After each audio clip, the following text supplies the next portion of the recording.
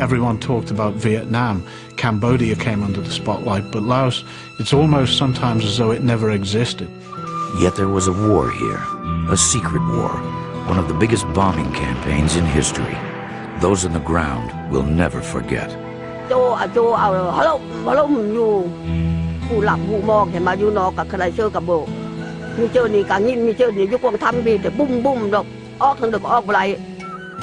Laos, a tiny corner of Southeast Asia, saturated with unexploded bombs.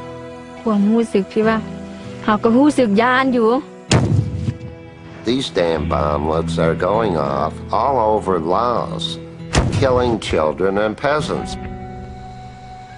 Funding for this program was provided by the Corporation for Public Broadcasting, the John D. and Catherine T. MacArthur Foundation, and the Rogers Documentary Fund.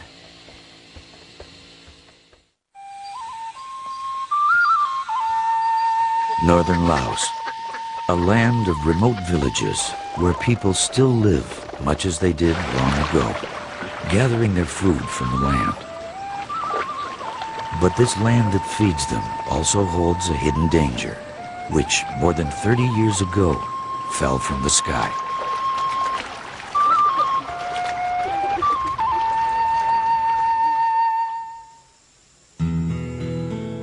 Between 1964 and 1973, the United States conducted a massive air war against Laos, dropping so many bombs as to make Laos, with its 2.5 million people, the most heavily bombed country in history.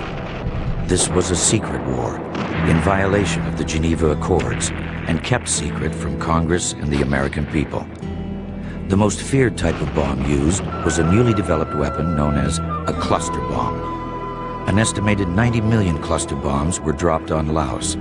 Many never exploded, leaving the countryside littered with millions of unexploded bombs, or Bombies.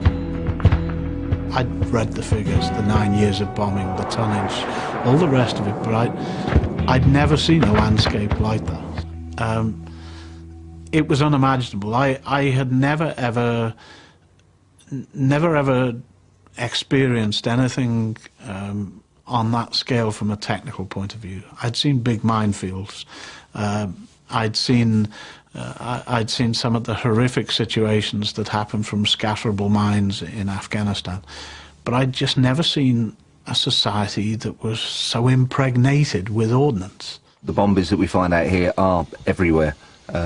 We found them in bamboo trees where they've actually been dropped when the bamboo was young, and it's in the cleft of a branch and it's grown up, and you'll find it's sort of 10 foot up in the branches. We found them in school playgrounds, in the classrooms, under houses. It's everywhere.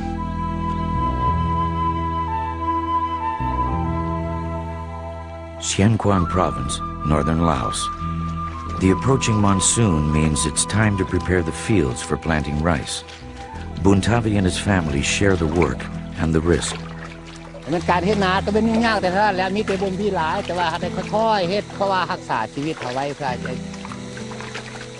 ยืนยงคงตัวต่อไปข้างหน้านะแต่ว่าเราค่อยๆเฮ็ดถ้าว่าเขาจะเฮ็ดไว้พยานสับบ่มพี่สับลูกปืน It may seem foolhardy to work in a field of bombs, but Buntavi's family doesn't have a choice. If they don't grow enough food, they won't eat. Over the years, in this small plot, Buntavi has already uncovered nearly 50 Bombies. แต่เขาเห็นแล้วเขาก็เก็บแบนลงกลุ่มบ่มแล้วเดี๋ยวนี้ดินถมหมดแล้วเดี๋ยวนี้นะหลายมีหลายอยู่ If the farmer's got to plough his field, he'll take the chance and he'll move the ordnance. He could be lucky 9 times out of 10, but unfortunately in a lot of cases they move them once and get killed. เป็นห่วงเนี่ยเพราะว่าแม่ก็เป็นห่วงหลายที่สุดย่านเพราะว่าย่านไปจับไปบายหรือว่าไปแบนไปทับนะก็เป็นห่วงหลายที่สุดแต่ว่าสั่งสอนลูกทุกมื้อแต่ว่าลูกลงไปต้องบอกลูกบ่ให้ลีนบ่ให้จับเห็นก็ต้องให้พาย Buntavi and his wife have a right to be worried. Since the end of the war, There have been more than 12,000 casualties caused by unexploded ordnance.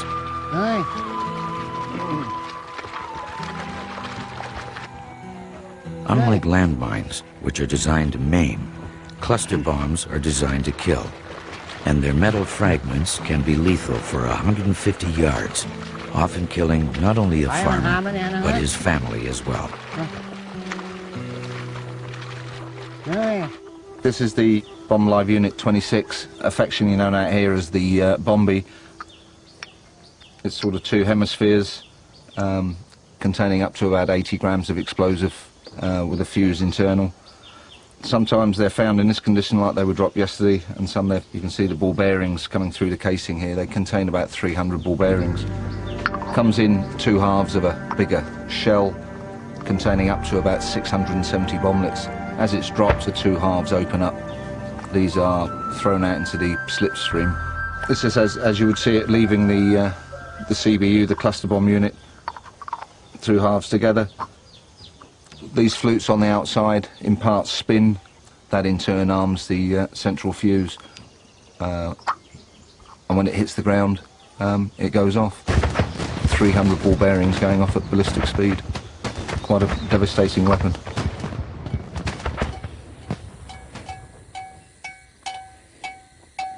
Today's a special day in the village of Tanua. Buntavi, his family, and the other villagers take time away from their work to meet with a team from the Mines Advisory Group. They meet in 3 groups, men, women, and children. The focus is on how to prevent accidents from unexploded ordnance, or U.X.O. Children are especially at risk.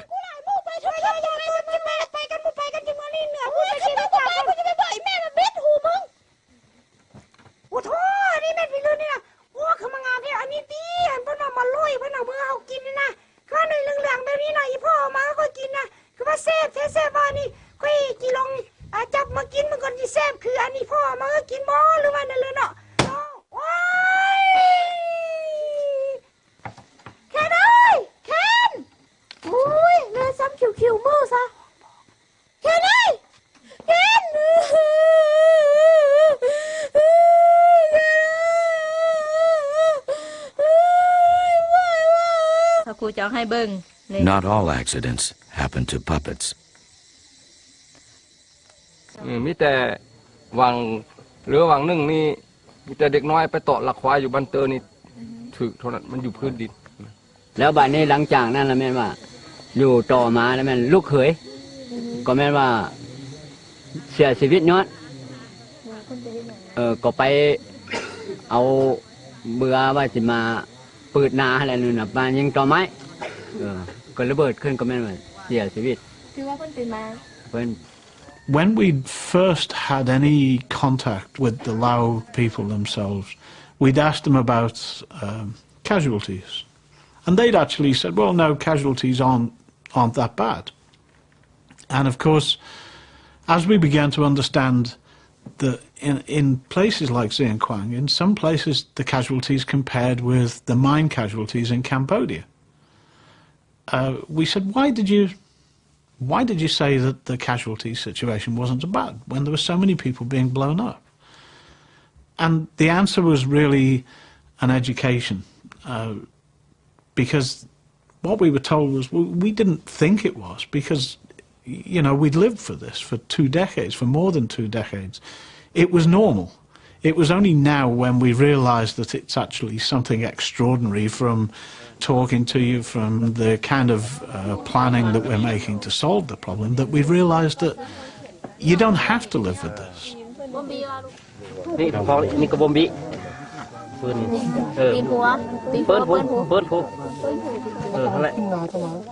Buntavi and the villagers pinpoint over 100 bombies they've seen laying around Tanua. The bomb disposal team has already visited their village twice before, destroying bombies found near houses and in the village center. Most of the ones identified today are in nearby gardens, fields, and pastures.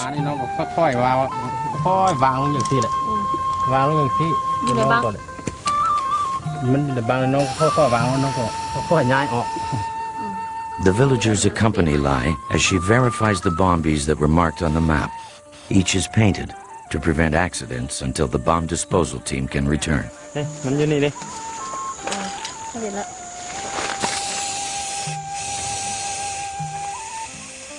Bombies have been killing people in Laos for more than 30 years. It was the Mennonites and Quakers from North America who first tried to do something about it. They put their beliefs on the line, quite literally, to go there, to work there. And it was the Mennonites above all who brought the attention of the world to what had happened in Laos. Mennonites are still working in Laos. Canadian Betty Kasdorf has been here for the last 5 years. The Mennonite Central Committee first came to Laos in 1975, immediately following the war. And initially our efforts were mostly in reconstruction and rehabilitation from the war. The first priority was helping people grow more food. But unexploded bombs were killing thousands of people, mostly farmers, who traditionally tilled their land by striking the ground with a hoe. In response, the Mennonites and Quakers distributed thousands of shovels, providing a gentler way to turn the earth. But people were still dying. We realized that the problem was on such a large scale that we certainly didn't have the expertise. We needed to call in professional experts to deal with this. Mennonites are farmers, we're pacifists. We certainly don't have the expertise to deal with war materials. Their call for help was answered by the Mines Advisory Group, or MAG, a British humanitarian demining organization. Villagers were trained as demolition experts.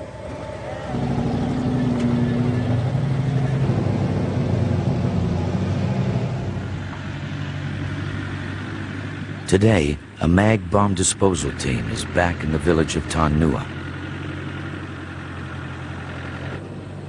They're heading out to deal with the Bombies marked at last week's meeting.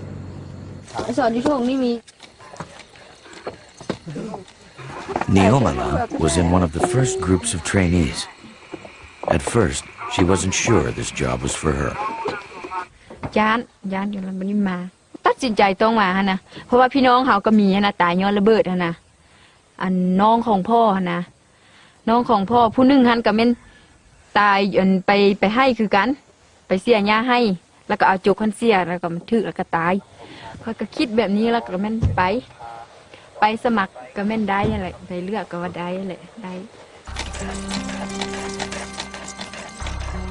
A quarter-mile of electrical firing cable is run out to a hillside pasture and positioned around a group of Bombies. Each Bombie is prepared for demolition.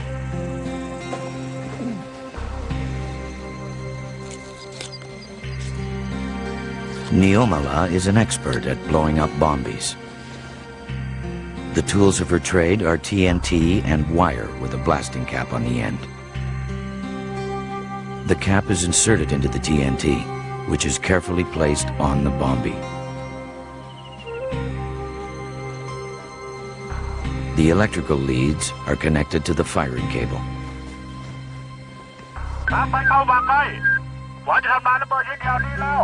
To be safe, everyone must be at least a quarter mile away.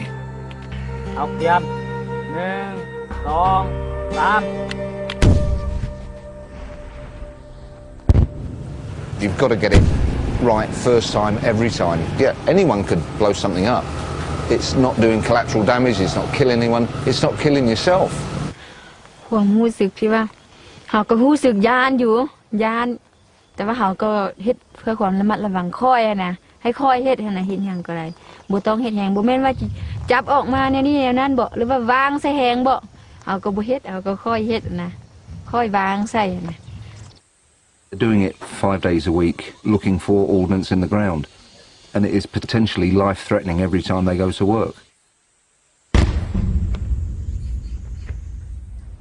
มีหลายคนเว้าว่าเวียกนี้มันเวียกผู้ชายเวียกหนักนะผู้หญิงบ่ควรเฮ็ดมันจะเมื่อยมันจังจ้อยอะไรเขาจะเว้าให้นะแต่ว่าเขาก็คิดว่าตัดสินใจเฮ็ดนั่นแหละเฮ็ดเลยเพื่อประชาชนบ้านห เมืองเฮาแหละเนาะเพราะว่าอยู่เสียงขวางนี่ระเบิดมันหลายนะเพื่อว่าเก็บกู้ซอยกันหลายคนมันก็แห้งดีนะเพื่อว่า Niomala has her work cut out for her. It's estimated that 10 to 30% of all the cluster bombs dropped on Laos failed to explode when they hit the ground, leaving 10 to 30 million bombies. Cluster bombs don't explode for a number of reasons. If their container opens too low, the bomblets might not spin enough times to complete their arming cycle, or they might land in water or mud and lay on the ground, partially armed, waiting only for a kick or a hit or a spin to set them off.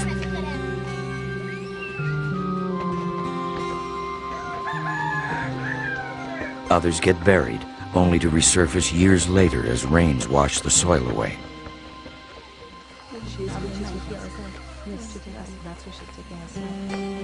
On one of her village visits, Betty learns of a recently discovered Bombie. The bomb clearance team has already been to this village 18 times. They'll have to come back again.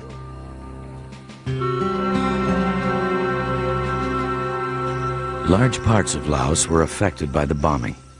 The American bombardment was focused on two areas.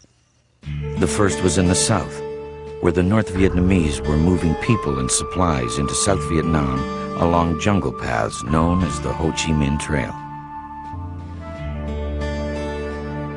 The second area bombed was in the northern highlands.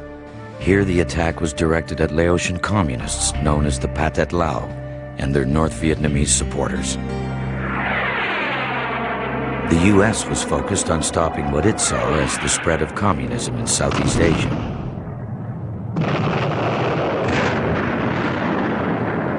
On the ground, a civil war was going on. The communist Pathet Lao saw it as a struggle for liberation. They were fighting the Royal Lao government, which was supported by American air power. The U.S. also put together a mercenary army composed of Hmong tribesmen recruited and paid by the CIA. But the U.S. wasn't supposed to be doing any of this. It had signed the 1962 Geneva Accords, prohibiting American military involvement in Laos. The 1962 Geneva Accords dictated that Laos would be a neutral country. However, the United States also decided in 1962 that we would pursue a covert or secret strategy, and this is why when we talk about Laos, we always sort of say it was the secret war. Planes were launched from 5 strike bases in Thailand and 2 in South Vietnam. More than 2 million tons of bombs were dropped on Laos, more than the U.S. dropped on Germany and Japan combined during all of World War II. Initial targets were communist troops, supply depots, and lines of communication. Later, to prevent the Pathet Lao having access to men and materials, farms, villages, and towns were destroyed. The consequences for civilians were devastating. เวลาสงครามนั้นเมื่อเท่ากับมาอยู่ทำกับพุ่นก็มี6 ครอบครัวสำหรับอยู่นำไม่เท่าว่าเวลาสงครามได้10 ปีอยู่ทำน่ะออกมาเฮ็ดมากินไรเดี๋ยวแต่ว่าเฮาเฮ็ดไห้เฮ็ดนานล่ะเฮ็ดเดี๋ยวก็บ่ได้กินบ่ส้มนุ่นมาทิมมาแตกมาบอมเสื้อก็หุงมันยะหุงหางบึดนี่แล่นไปย้อนมาเฮาก็เรียนเขาทำเวลาสงครามได้เฮ็ดกินบ่ไรป้าลูกป้าเต้าให้ยังอยู่บ่มีอันกินอันมากเลยมันมีมาแตกสายิ่งต้นเสาสิยิ่งสิแล้วน้อยละแตกขึ้นขี้นี้น้อยแตกขึ้นขี้เนินนั่นแหละเฮาบ่ไปไล่เลยโอ้กะบุนับไล่โอ้มาขั้นนั้นขั้นนี้เดี๋ยวมาจะเจิดบ้านละหุ่มเจิดมาละหุ่มยิงชื่อน่ะโจเอาฮัลโหลอยู่ผู้หลับผู้มองเห็นมาอยู่นอกกับใครเชื่อกับโบมีเจอนี่กางยินมีเจอนี่ยุกวงทำบีแต่บุ้มดอกออกทางเด็กออกอะไรป่าทิมซื้อทหารบ่ทิมซื้อป่าส้นประจำเนี่ยกะลูกหลานก็มีตาอยู่ทำผ้าข้าวนั่นอันนั้นก็ ต่ำเขาลงทำปักทำเมาสีชัดแต่ฮอดคกว่านั่นลงแล้วทึกแล้วไม่ตู้นี่นะนี่ตีหน้านี่ก็เห็นแล้วมันนะเห็นไร3 หน่วยไม่ตู้เตะตีหน้านี่อ่ะ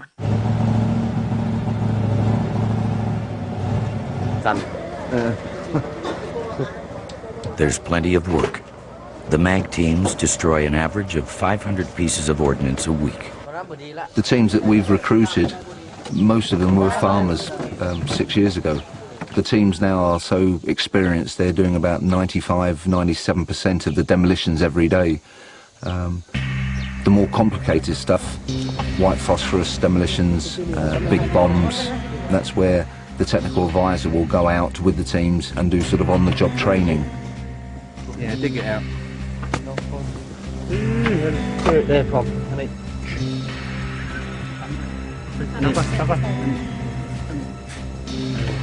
Get into the back.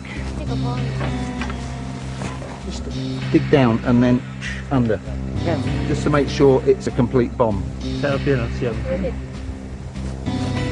What we got here is a 500-pound American air-box big bomb. If this went off now, it would send pieces of the casing at least 1 kilometre. You'd get razor-sharp casing going off at ballistic speed in excess of 1 kilometre. At this stage, we're not going to move it. We'll just uncover it, let the villagers know, yes, it is a big bomb. Tell the villagers not to go near it, and then we'll come back next week with some equipment and try and split the bomb open so we can move it away without it exploding and doing damage to the surrounding village.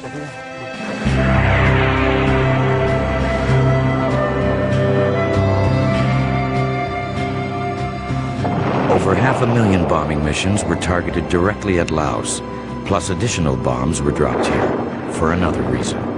U.S. aircraft flying bombing missions against North Vietnam oftentimes would not be able to carry out the mission because of weather or because the defenses in the area were too strong for the aircraft to get in. So on many occasions, upon returning to their home bases in Thailand, they would be diverted to secondary targets in Laos because the aircraft did not want to return to base and have to go through a safety issue of actually landing the aircraft with ordnance on board. For many years, these diversions troubled Lee Thorne. In 1966, he had enlisted in the Navy. I was like gung-ho, you know, I was like, I thought that we were doing the right thing, beating the commies and everything. He was assigned to an aircraft carrier where he loaded cluster and other bombs. And a lot of those bombs ended up in Laos. Sometimes they went to Laos because there was a particular target, although I never saw what the hell the target was. And most of the bombs we brought were just a dump. Another of his duties was showing pilots films of the bombing, images he couldn't forget. By the time he left the Navy, he had severe post-traumatic stress disorder. For 32 years, it was very, very rare that I ever slept through the night. When I first got back, if somebody touched me during the night, I'd hit them in my sleep. I got over that, but I never got over the nightmares. I never got over the sleep disturbances, the cold sweats. Years later, Lee came to Laos and faced his demons, here in this Buddhist temple. There's 3 pictures here that had tremendous effect on me. That after I saw them in the context of this temple, I began to sleep again. These are horrendous pictures. They're the kind of pictures that, you know, most people would want to turn away from, and I felt great because these were pictures of war. These were pictures of exactly how war is. Always has been. And here they were, right in their most sacred place, their best place, their very best place. Got their best artists, their best people. They didn't run away from the evil that had been done to them. They looked at it, they faced it, but always in the middle of spiritual representations of compassion and loving kindness and generosity. And this generosity was being given to me at that moment by different Lao people. And they knew that I had dropped bombs here. Now, instead of sending bombs to Laos, Lee brings medical supplies. This trip, nearly 10 tons. His Jai Foundation, named after a Lao word which means hearts and minds working together, assists Lao hospitals and schools and, on both sides, is helping to heal the wounds of war.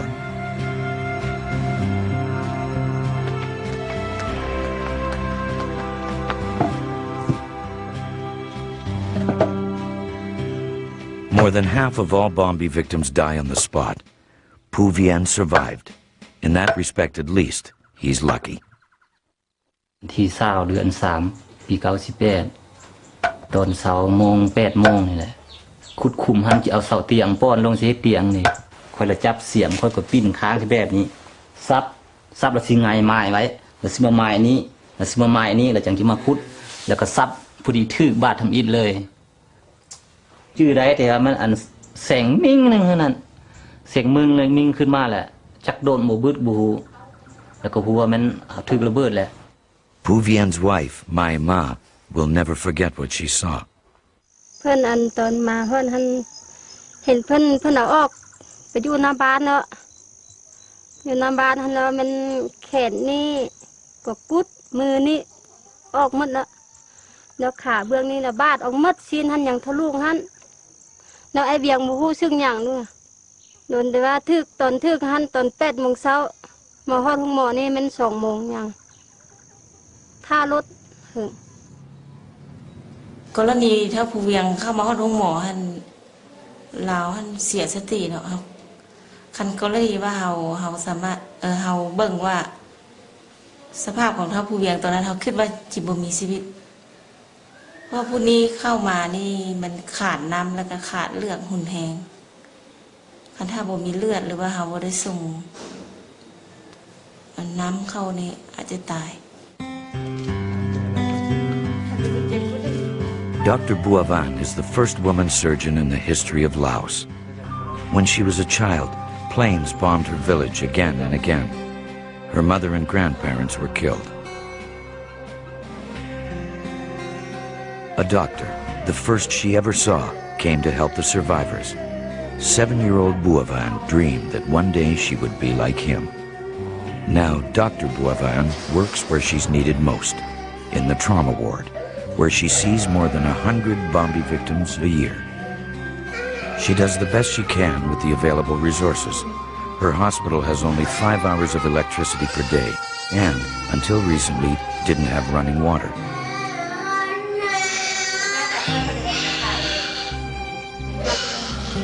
Everyone talked about Vietnam.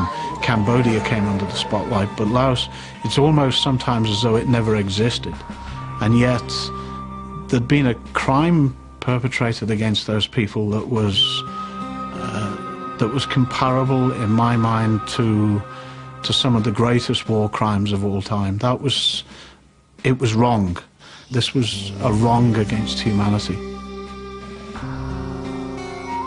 It's been a long time since the city of Sam Nua was bombed, but the earth still bears witness to that event. Gerbera, a German demining organization, is looking for Bombies in front of the high school, an occurrence so common students hardly notice. To date, the team has discovered 367 Bombies. Today's take, 7 more. The Bombies are carefully sandbagged to absorb the blast and the thousands of razor-sharp fragments, and the area is secured.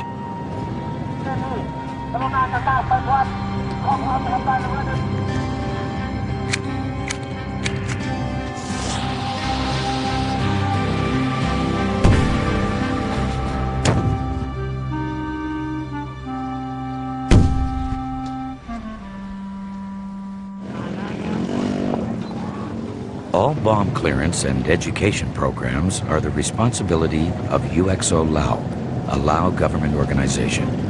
Its deputy director is Tongdang Singtirat. แล้วการที่ว่าแต่ละปีนี้องค์การเก็บกู้ระเบิดแห่งสปปลาวนี้ได้ไปทำลายลูกระเบิดรวมเลยถือว่าปีหนึ่งบรุษ100,000 ลูก เนาะที่เขาทำลายถิ่มเทิงหนาดินนะก็ถือว่าเขาลุดพรเขาป้องกันบ่ให้ระเบิดแตกใส่คนนั้นได้ไปแล้วปีละแสนเถื่อ U.X.O. Lao would not have been established without the help of the United Nations, which continues to support its work.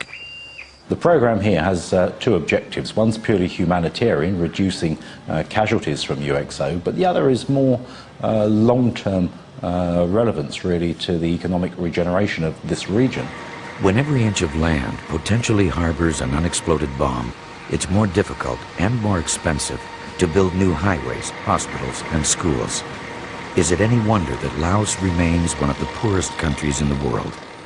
The longer we take to clear the U.X.O, the longer that legacy of poverty will remain within the country. However, once the unexploded bombs are destroyed and people can live their daily lives without fear, a lot can happen. In the village of Muang Na, the Mennonite Central Committee has been working with the villagers to improve their standard of living. Together, they've dug a new water system, bringing clean water into the village. Started growing new varieties of rice that produce larger yields. Built a new school. And started a weaving cooperative where the village women pool their skills to increase their profits. Things look good here, but the village population is nearly doubled, and to feed all their children, next year the villagers will be forced to start farming land that hasn't yet been cleared of Bombies.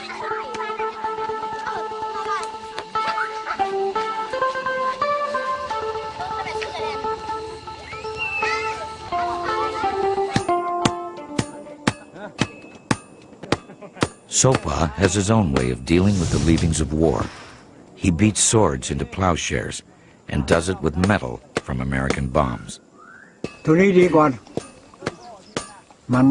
มันบ่ได้แพทย์คือว่าเล็กอันนั้นว่ามูลเดิมแท้มันสังเกตมันได้เอาเล็กกามาแปะเสร็จเนี่ยมันยากอันนี้นะมันตีเลย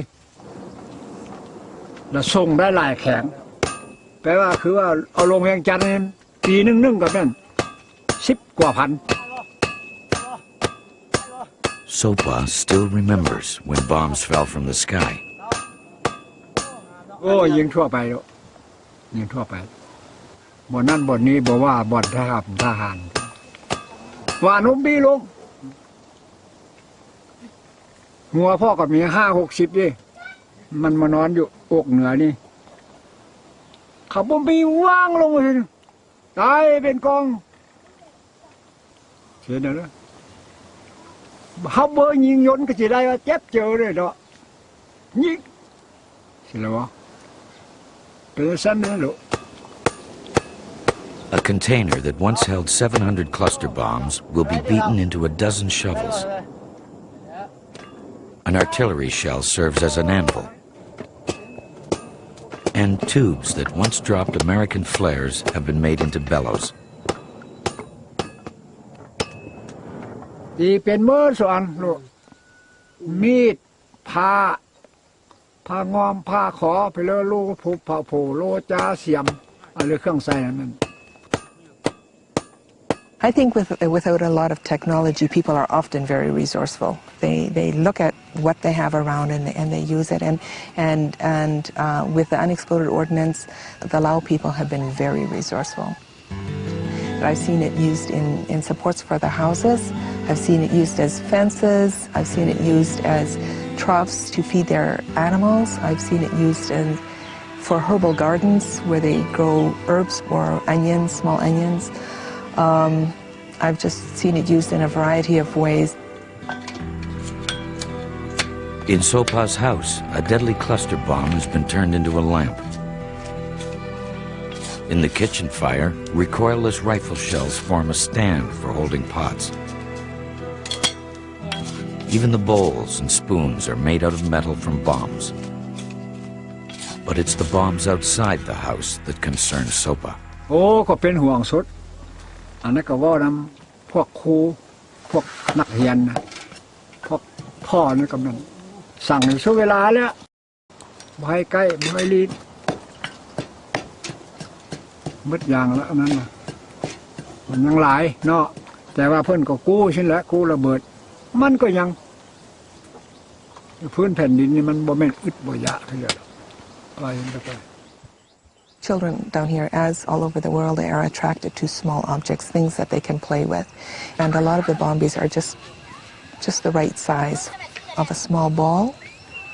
So just picking that up, playing around, tossing it around to each other or throwing it will put them in danger because it could be a live bomb.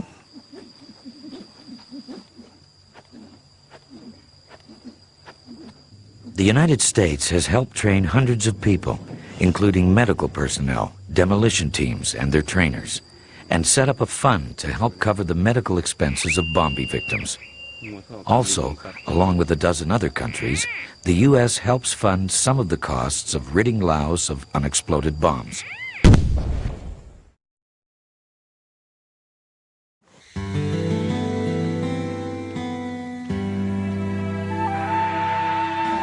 A third of all Bombay accidents happen to children. In a bomb-infested country like Laos, even everyday chores, like putting old Whitey out to pasture, expose children to danger.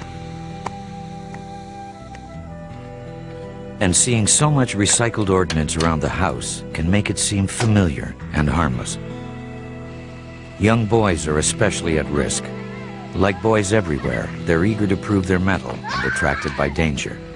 And know if they can open a Bombay, they can harvest the ball bearings, which make better slingshot ammunition than the usual stones or nuts. Bua Kam and her son, Tao Nyap, learned what can happen when boys get mixed up with bombs. ไปฮอดตอนบ่ายอันน่ะ12 โมงตอน1 โมงไปฮอดเลยมีรอนทรายอันนึงลือลีนอยู่แถวนั้นแล้วล่ะบ้านนั้นเอาออกมาอันนั้นบอมน้อยเท่านี้แต่ระบอกของเฮาทับเอาหรือทับหรือแตกขึ้นแล้วแม่นบ่าย1 โมงแล้วแม่นยินเสียงนั้นแตกขึ้นแล้วเราล้มลงแล้วบ่ฮู้เมื่อเลยเลือดแล้วแม่นโอ้แม่นคือว่าสิเอาบ่ไล่ล่ะเนาะมือนั่นว่าแม่นขาดปึ๊ดซ้ำนี่อันนี้แล้วแม่นเม็ดซิดแม่นเบิ่งคักเบิ่งแน่ล่ะเม็ดซีดอันนี้แล้วแม่นย่างแต่อันนี้ไปฮอดปืนแล้วแม่นจุเบื้องแพทย์แล้วเคาะตัดพีนี่ผัดตัดตัวหนึ่งอีกตัด2 เทื่อจังคอยดีอันมือเท้าโยกเนี่ย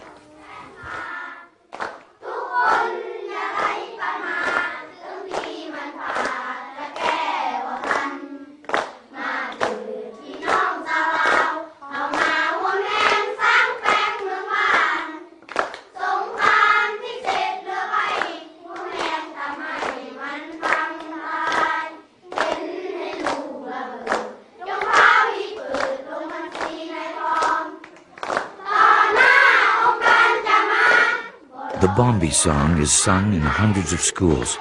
The Mennonites believe that learning about Bombies is as important as any other subject taught at school.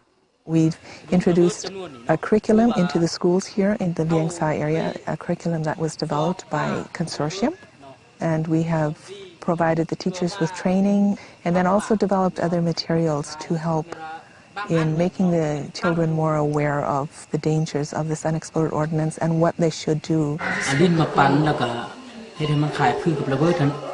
Betty and her team stay after class to discuss a new activity started by the teacher. To help children recognize the difference between Bombies and the fruits which they resemble, he had them make Bombies out of clay. That's what he said, that the students then knew what to look for, right? Yes. So maybe that would be something that Uma could suggest to other schools as well and other villages. There's been an accident.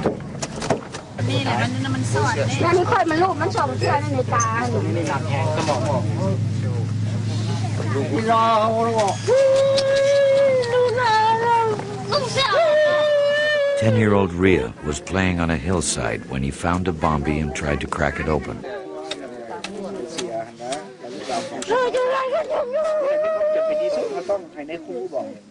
Even a single bombie fragment can kill. If you can tell them if they find any more ornaments anywhere, to let us know and we'll come out and destroy it. มันอยู่กันเบิ่งย่างมันเป็นหัวบ้าน อันนี้เป็นรูปเรียงในร้าน ฮะ รูปเรียงนี่ของร้านบ่กำลังบอกบ่บ่ให้ ห้ามบ่ให้ทำใบแล้ว รับกำลังมั่งเนาะ As a way to help keep children safe, Martin Dunn organizes art workshops about bombies. Often the children will draw from their own experiences. A lot of it is from the lessons that they've learned in the curriculum. They've learned about a certain situation where it could be dangerous, so they often draw from that. The best drawings will be made into posters and distributed to schools in other parts of the country. Martin's learned that children respond to messages created by other children. This workshop is part of a larger Bombie awareness curriculum. It's not just something that children are tested on and they'll get an A on U.X.O awareness. It's something that we see in their behavior as well. And we have many anecdotes of situations where children have definitely prevented an accident because of what they've learned in school. It makes me feel good when I hear that sort of thing.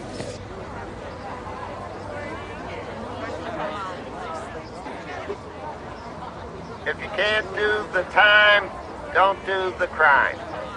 We're risking 3 months and or $700. Marv Davidoff has been arrested 41 times. He's been protesting here for a long time. Continue to stand in the streets this way, they will probably move us with gas. It all began in the 60s when a diffused cluster bomb came back from Vietnam and found its way into his hands. I've had this cluster bomb shell since 1969. And I carry it with me everywhere I go. I show it to my students, and I describe what it does to human beings. And it's a terrorist weapon.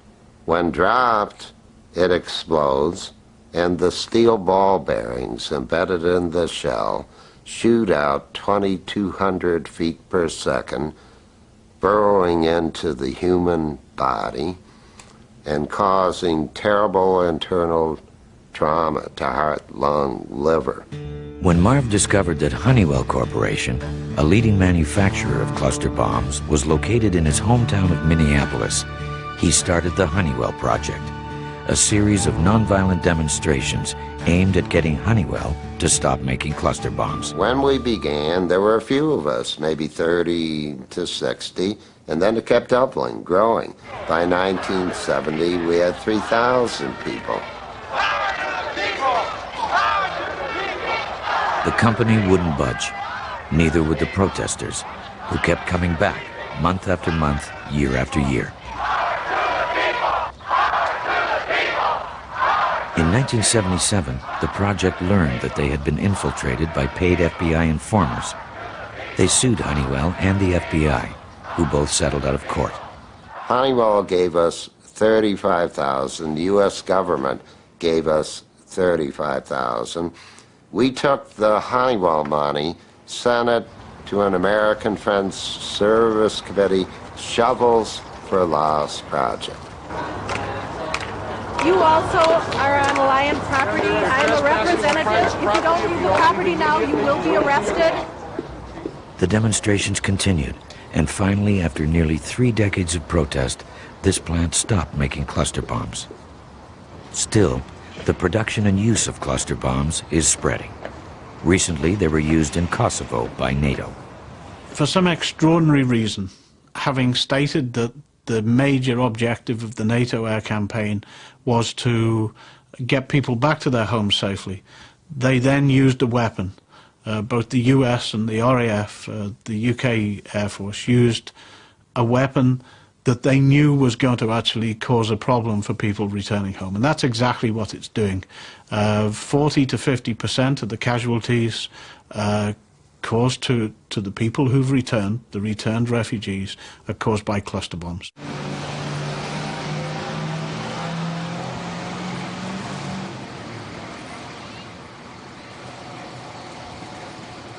At first, bomb disposal teams in Laos focused on destroying unexploded ordnance located above ground in places where people live, in towns and villages. But Laos is lucky to have extremely fertile farmland, and now the bomb disposal teams have started working here, so farmers can safely use it. Because farmers dig and plow the earth, the search for bombies must go below the surface. It's a dangerous and painstaking process. Every reading on the detector must be gently exposed. Every inch of ground must be carefully checked and rechecked. Often the day's take is nothing more than old bullet shells, rusty nails, and odd bits of bomb frag. But sometimes the results are more threatening. Langsamer, langsamer, langsamer. Nicht so doll rankratzen von der Seite. Noch wisst ihr nicht, was das ist. It's slow, demanding work.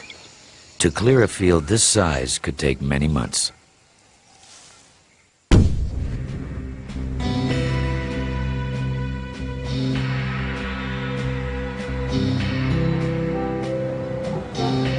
October 30th, 1968.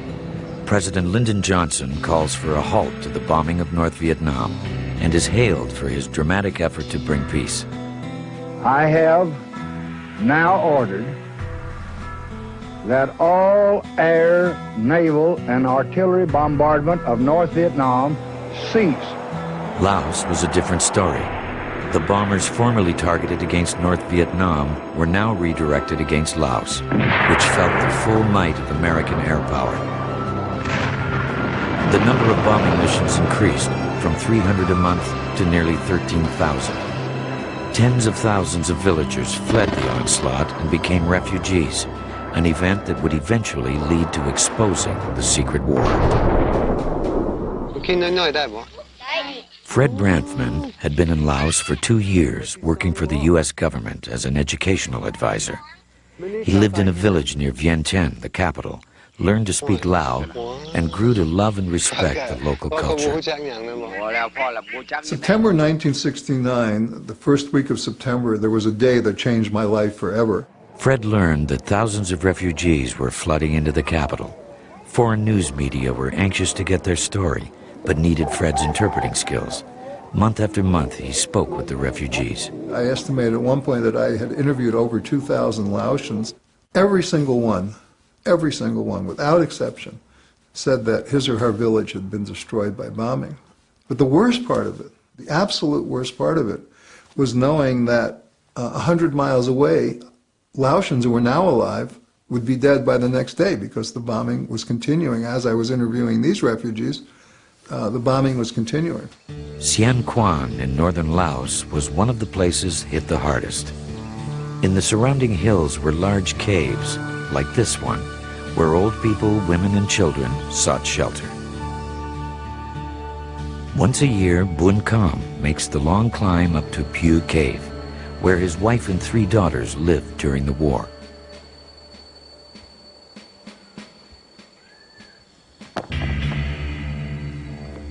For 5 years, this cave had protected his whole village from American bombs. One day, even the cave wasn't protection enough. สังสรรค์แม่ขลาดมายิงเวลานั้นความมียนต์แอด5แอดนั้นแอดสิฮัดแต่มันว่า4คันคันที่1มาความยิงบ่ถึกคันที่2ยิงก็บ่ถึกคันที่3ยิงก็บ่ถึกคันที่4เนี่ยความมาลูกส่วนไฟจะมาตกอยู่บ่อนนี้ความมาแล้วมันแตกอยู่บ่อนนี้รวมทั้งหมดป่าสนอยู่อ้อมข้างมาตายอยู่ถ้ำเนี่ยเป็น473 The heat from the blast was so intense it took 3 days before Bun Kam could enter the cave. The charred remains were unidentifiable. Because of the plains, it was too dangerous to bury the dead outside and perform proper rites. Even now, over 30 years later, he still finds bones. มาไหว้มากินมาทานช่วงไปวัดไปเทิงก็เทิงสาธุสาธุอย่างตลอดเวรตลอดคืนบ่มีเวลาจะลงเลยจากบนหันความเครียดแนวคิดเครียดแค้นความมาต่ออเมริกาความที่ฟันฆ่าประชาชนที่บ่มีโทษกรรมหยังความมาบาทเดียวเนี่ยมันอย่างดวงได้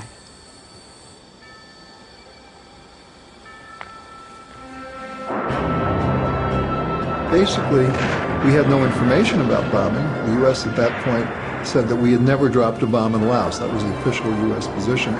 I just became consumed with I had to understand how this had happened. So I began going to air bases in Thailand and eventually in South Vietnam and interviewing dissident Air Force personnel.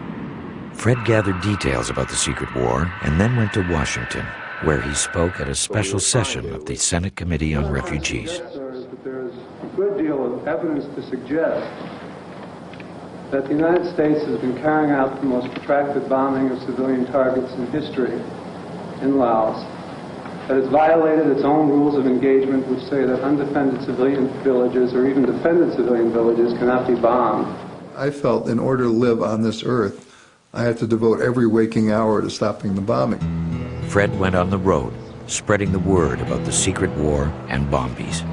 The Cornell Air War Study Project estimates the United States has flown 500,000 sorties in Laos. The majority are these kinds of anti-personnel bombs. This is only one kind, it's the pineapple. According to Senator Ted Kennedy, the bombing helped create over 500,000 refugees. And the conclusions of our hearings and our reports from our study in the United States Senate is that between 75 and 80% of the refugees are created because of bombing raids in Laos. As the facts emerged about the secret war, the Senate began to react.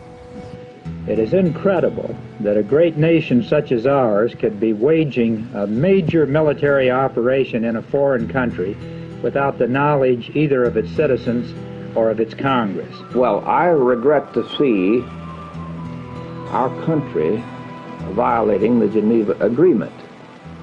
The fact that the North Vietnamese has violated it does not excuse us for violating it.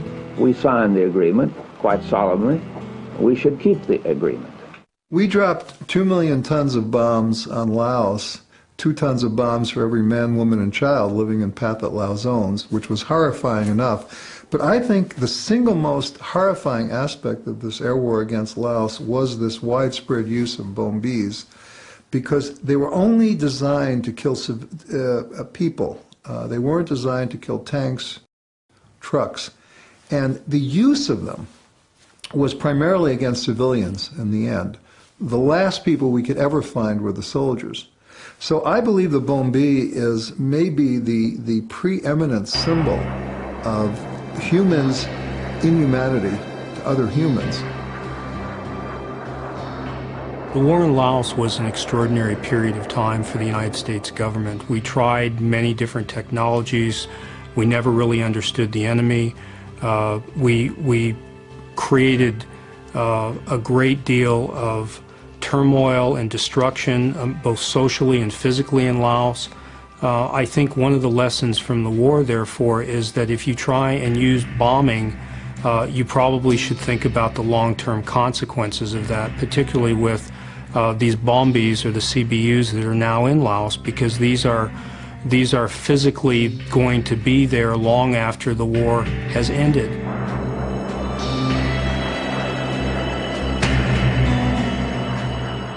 Cluster bombs that are dropped and fail to explode are a spreading problem. A new generation of cluster bombs has been used in Kuwait, Iraq, the Falklands, Ethiopia, the Sudan, Sierra Leone, Chechnya, Kosovo, and like in Laos, they keep killing civilians long after the last bomb has been dropped.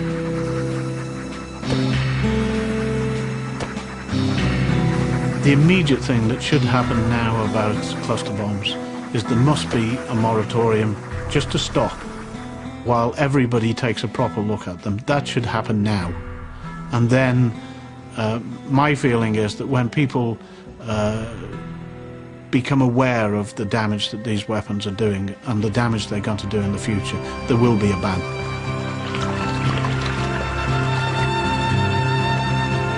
At the present rate of demolition, it will be many, many more decades until Lao villagers are safe from Bombies.